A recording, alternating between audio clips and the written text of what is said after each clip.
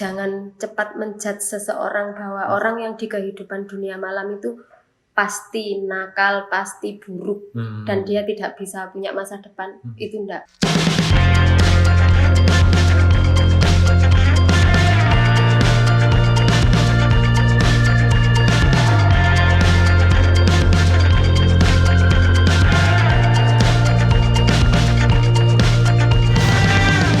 Sudah kedatangan tamu, Mbak Natali, siapa Mbak namanya Mbak? Natalia Cahyanti. Mbak Natalia Cahyanti ya? Iya.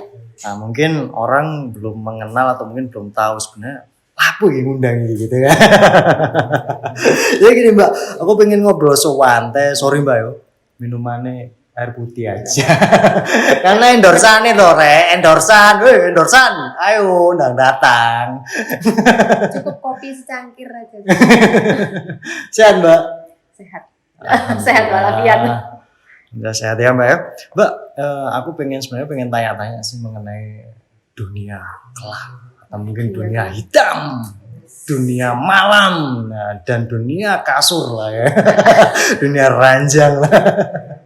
Mana gini, aku punya suatu pertanyaan yang pengen saya kupas di sini, ya kan, di podcast hari ini. Itu pengen mengenalkan atau mungkin memberikan suatu edukasi lah mengenai dunia malam.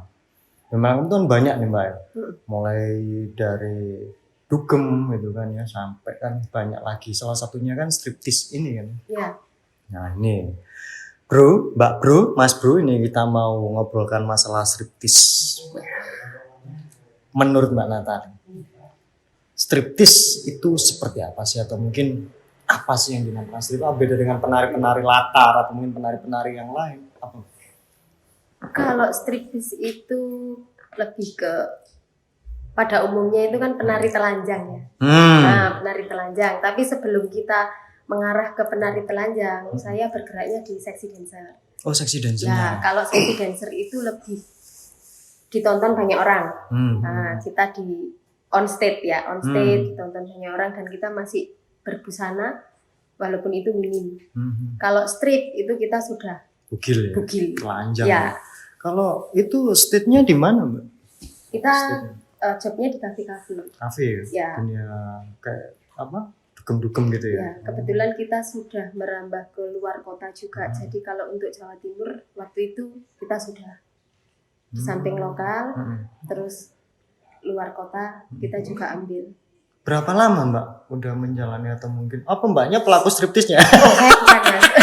Kebetulan saya di sini manajemennya. Manajemennya. Jadi saya agensinya. Ya, agensinya. Bertugas untuk mencarikan job buat mereka. Gitu. Bisa diceritakan untuk perjalanan menjadi agensi seorang penari apa? Striptease ya? Striptease ya. Gimana itu perjalanannya? Awalnya saya bergerak di bidang modeling. Terus nama modelingnya agensinya? Amor Model. Amor Model.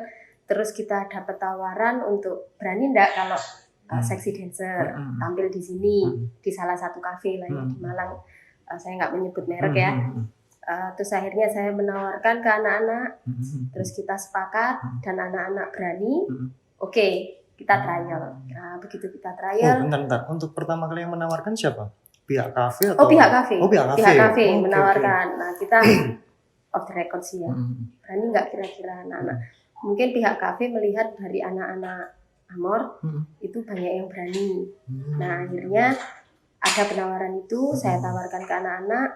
Bagi kami itu kesempatan. Nah, terus akhirnya kita ambil. Oke, trial. Terus, nah job itu terus langsung ngalir. Trialnya itu berapa? Duitnya berapa, Mbak? Pembayarannya untuk kalau untuk pembayar untuk seksi dancer. Saat itu kalau seksi dancer di angka 100 sampai 150. Tahun berapa itu? Tahun 2004. 2004-an. Ya.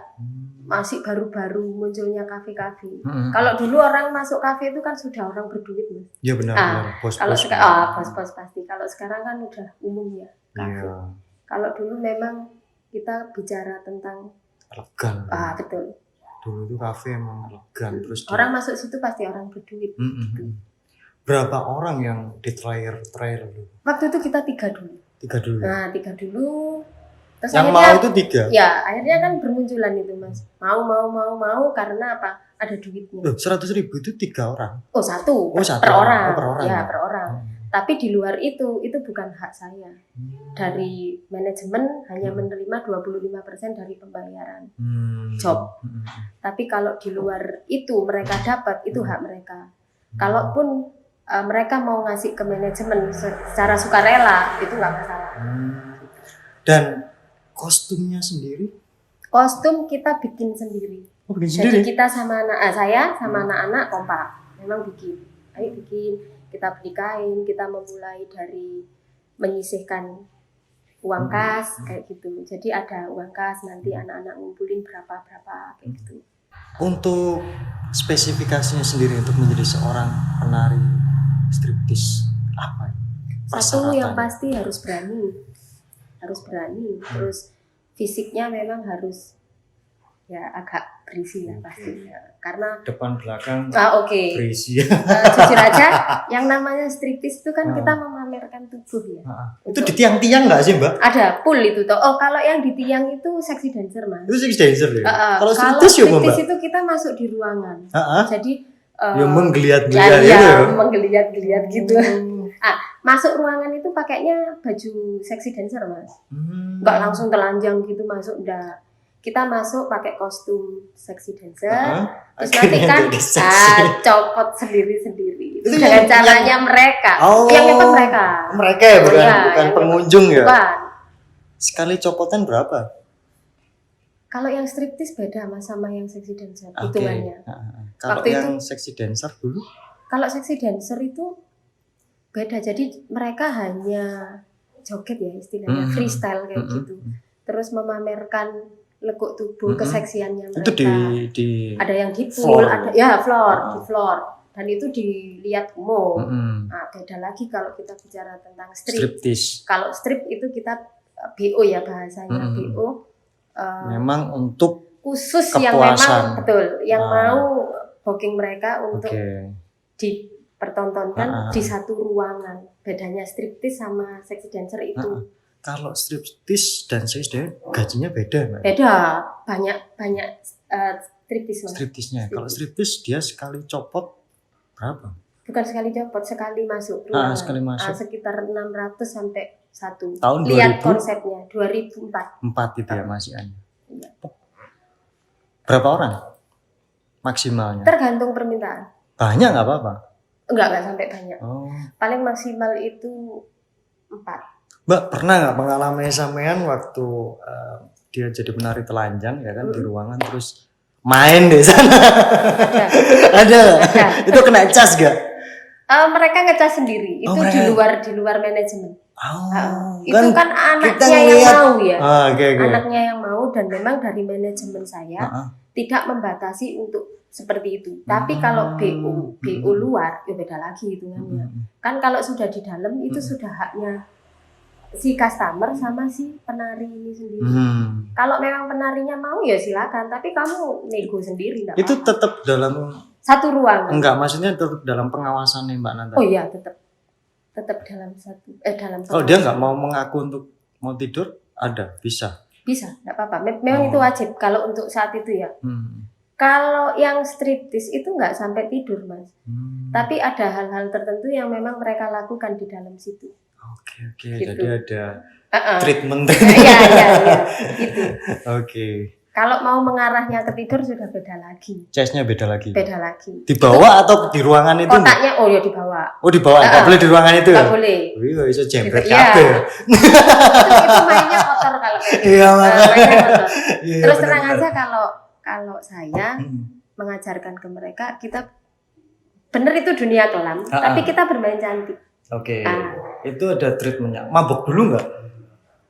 Anak-anak tidak, maksudnya saya nggak melarang, tapi saya pasti akan ada warning, jangan sampai mabuk.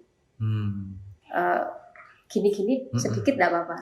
Kalau oleng sendiri sedikit nggak apa-apa. Kalau mereka mabuk, nanti mereka yang kalah kan sama customernya. Lost control, nggak dapat duit malah Mas. Orientasinya kan dapat duit. Nah kalau bisa customernya yang mabuk nggak apa-apa. Nah itu pernah ada kejadian kayak gini Mas. Customernya udah mabuk berat, pingin ya ini Nyewa. bahasa kasarnya ya, pingin tidur, tapi si sexy dancer ini kan nggak mau. Nah akhirnya kita menggiring dia di salah satu hotel, terus kita masuk di kamar, kita kunci dari luar akhirnya, karena dia mabuk. Tapi kunci kita serahkan di resepsi, kita lari. Itu pernah ada kejadian kayak gitu, pernah. Ya serem-serem gimana gitu Mas. Asli. Ngeri-ngeri ya. Sebenarnya dunia seperti itu tidak seindah yang orang katakan. Dugem, bahagia, seneng kayak gitu, enggak seperti itu. Liku-likunya banyak sekali. Mbak, aku rokokan Mbak. Oh iya, monggo, enggak apa-apa. Cek encer utuh. Karena pembahasannya malam, syutingnya malam, tadi cek encer lah. Jadi kan Mbak Natalie bilang banyak lika-liku dalam kehidupan sexy dancer dan juga striptease, ya kan? Itu apa sih lika-liku dalam kehidupan mereka? Kita ya, kami ya. Dari agensi lah. Itu saat mau berangkat itu pasti ada rasa deg-degan Mas, khawatir kayak gitu ya. Karena takut ya. Itu kan memang dilarang ya. Iya, takut digerosok. Iya, digerosok. Nah, kita pernah punya pengalaman itu gini.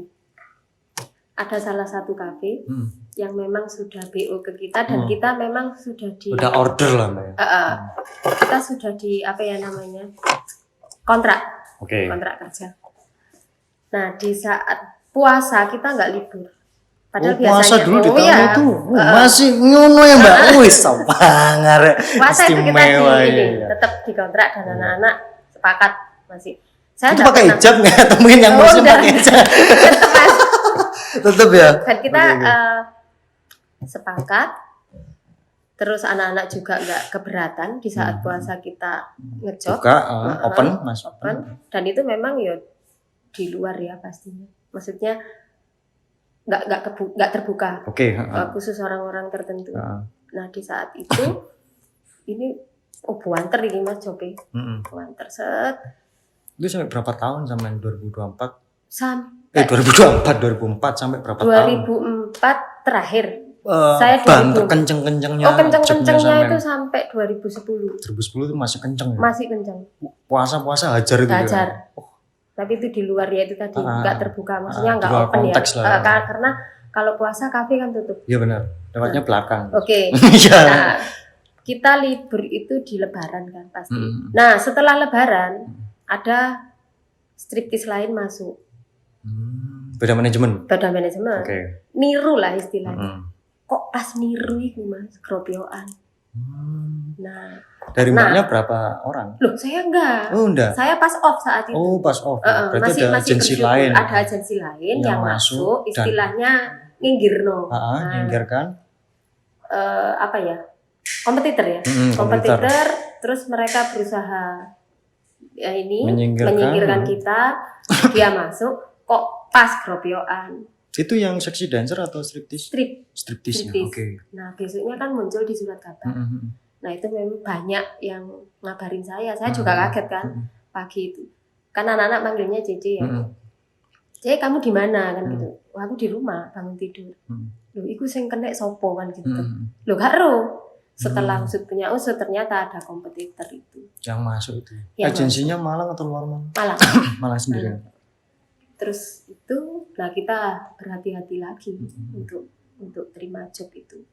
Dan kalau untuk yang kembali ke lika-likunya tadi, saya punya strategi untuk memberangkatkan mereka. Jadi mereka berangkat dulu. Jadi kesannya nggak ada saya. Ketika mereka berangkat, saya baru berangkat. Selang berapa menit atau berapa jam, setengah jam kayak gitu saya baru berangkat di lokasi. Tetap tak pantau Mas, walaupun mereka tak lepas itu tetap tak pantau. Tapi kan orang-orang banyak yang nggak tahu kalau itu di manajemenku. Yang tahu ya hanya pihak kafe. Berarti kayak mami karaoke lah ya. Hampir sama kayak gitu.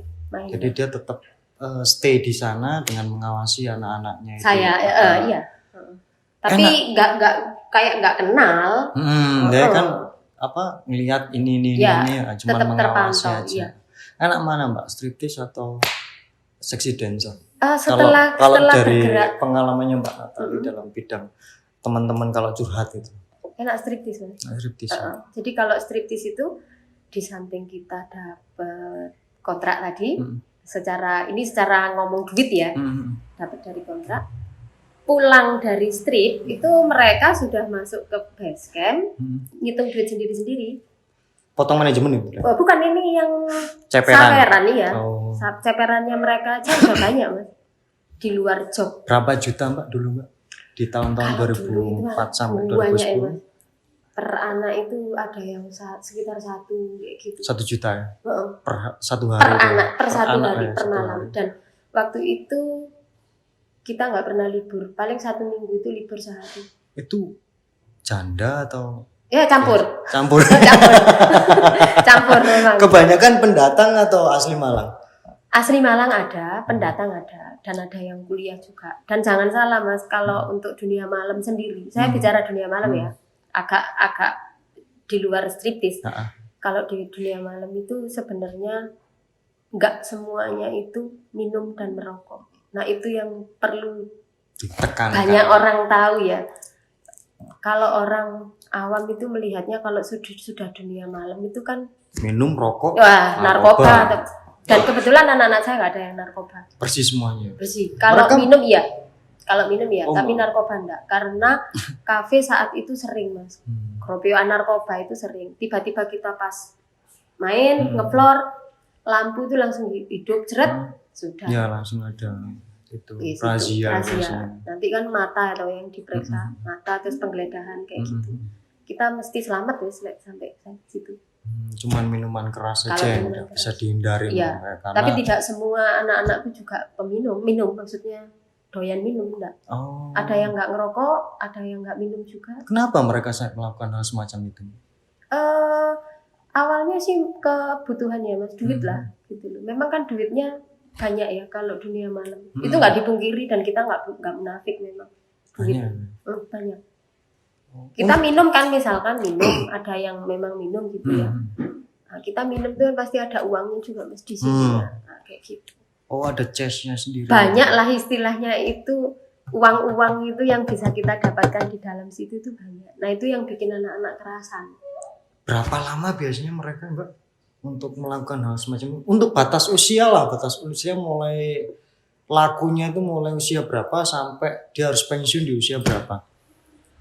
Sekitar 30-an itu kayaknya udah pensiun. 30-an ya? 30 itu pensiun. Udah wis males lah ya? Iya males. Saya sendiri kan akhirnya juga males, jenuh. Jenuh karena tiap hari yang kita hadapi itu kan dunia gemerlap ya.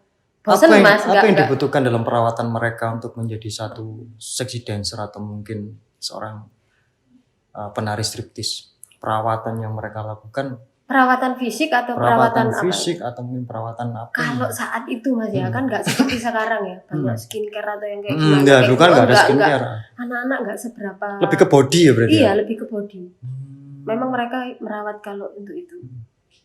Misalkan lebih ke kayak perut gitu itu kan harus diperhatikan karena mereka harus kan tampilan mereka kan lekuk tubuhnya yang dijual. Sama mentalnya mungkin lebih dikuatin aja. Itu aja sih. Nggak ada yang lebih. Berapa orang dulu Mbak anak buahnya sama? Kalau untuk seksi dancernya itu kita sempat 3 tim. 3 tim itu satu timnya berapa? Satu tim ada yang 3 ada yang 4 Mas. Tergantung permintaan kafe toh. Nah kalau kita nggak ada orang itu ya sempat saya turun memang harus karena urgent ya. Karena kita 1 orang tidak tampil kita kena cas dari kafenya. Harus mengganti posisi. Harus mengganti posisi dan kalau kepepet pun ya saya harus turun memang. Tapi khusus untuk seksi dancernya ya. Kalau strip memang saya enggak.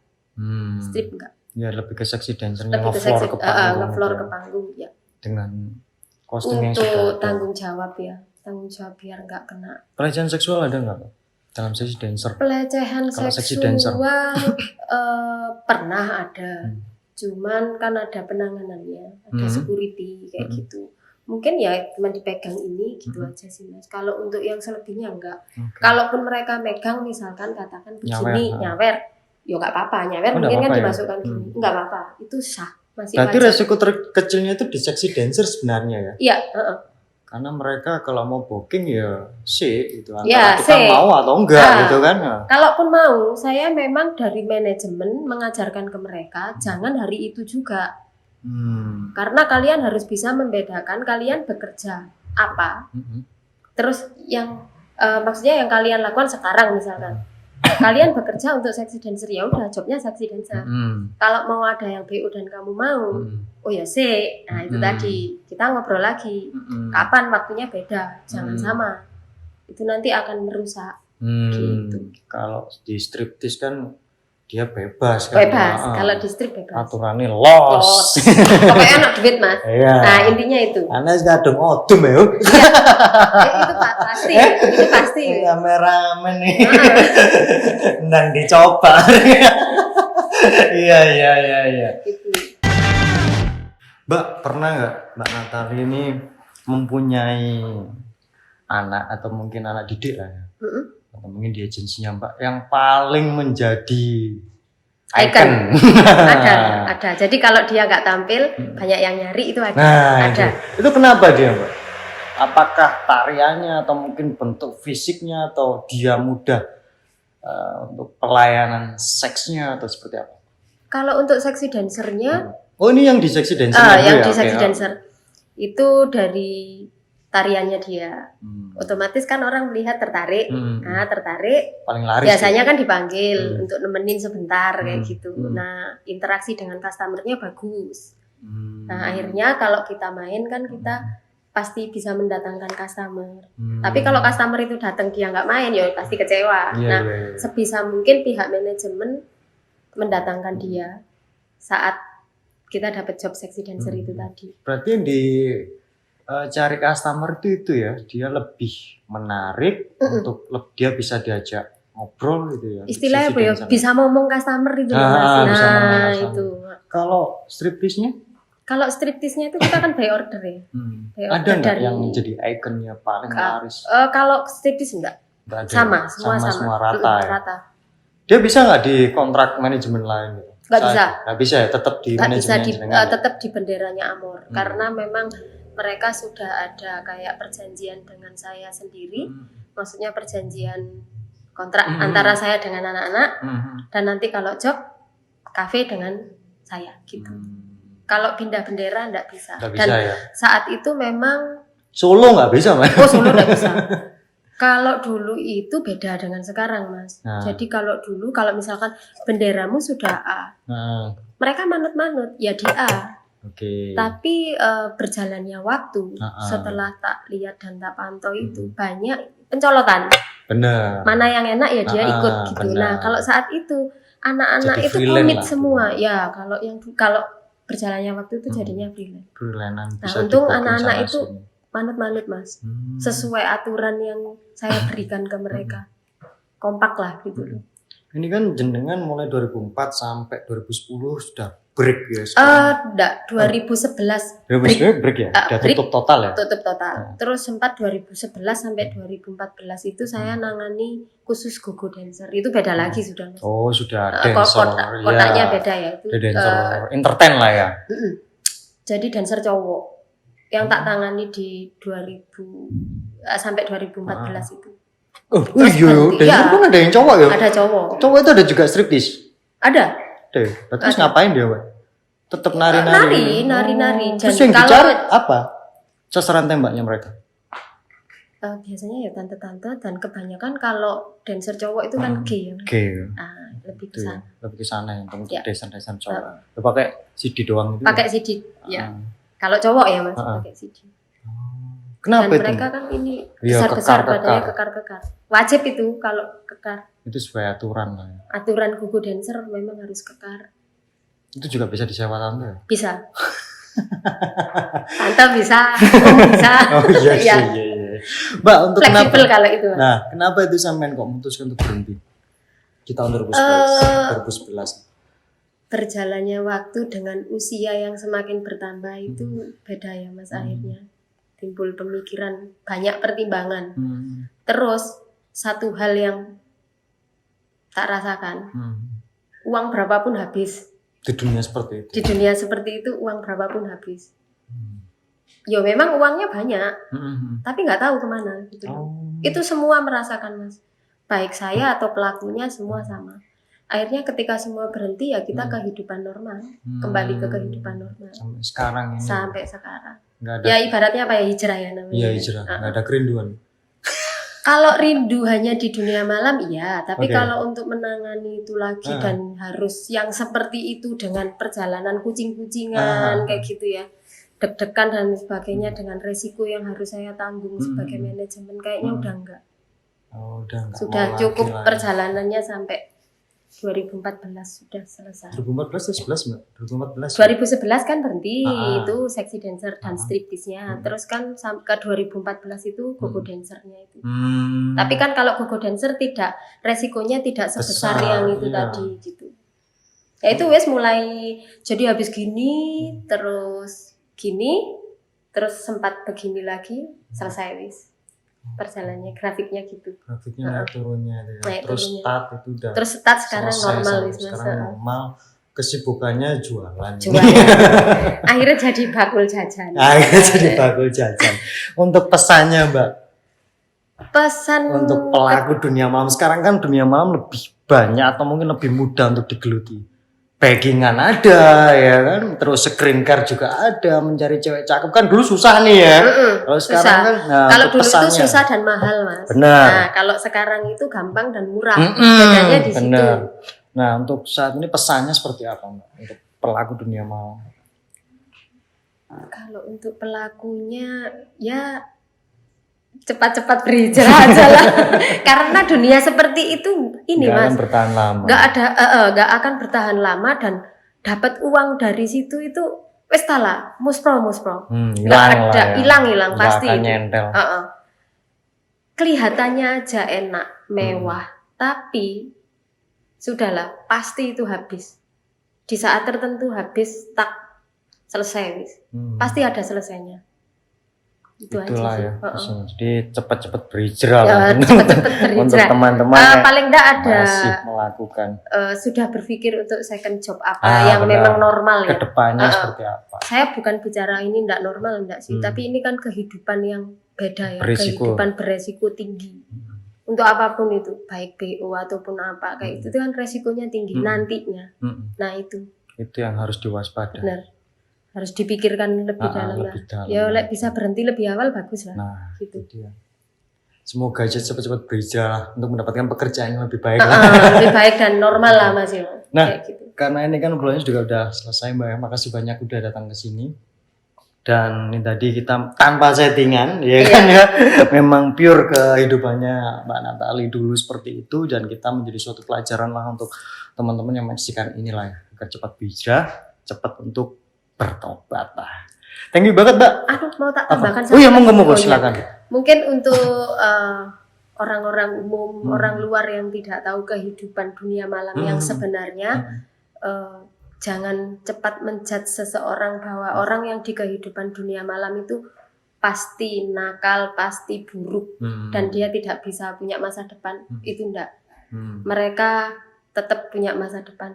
Asalkan mereka mau komitmen dengan dirinya untuk berhenti dan menata kehidupannya kembali, itu bisa. Pasti bisa berubah. Pasti bisa berubah. Intinya itu tadi sih. Memang saya nggak munafik. Dunia itu sudah pernah tak lewati dengan banyak liku-likunya. Dunia kelam. Tapi memang saat itu saya mengalami banyak, yaitu tadi ya dihina, dicela kayak gitu. Bukan pasti nakal lah, dijat. Intinya sih jangan menjudge seseorang dari penampilan dan dari pekerjaannya. Kalau belum tahu sebenarnya. Dan belum menerjuni di dalamnya. Itu aja sih. Itu aja Mbak. Ya. Mbak, thank you banget ya pesan-pesannya. Semoga banyak. Yang bergerak di dunia malam sekarang bisa berhijrah. Seperti teman-temannya Mbak Natali yang sudah berhijrah ya.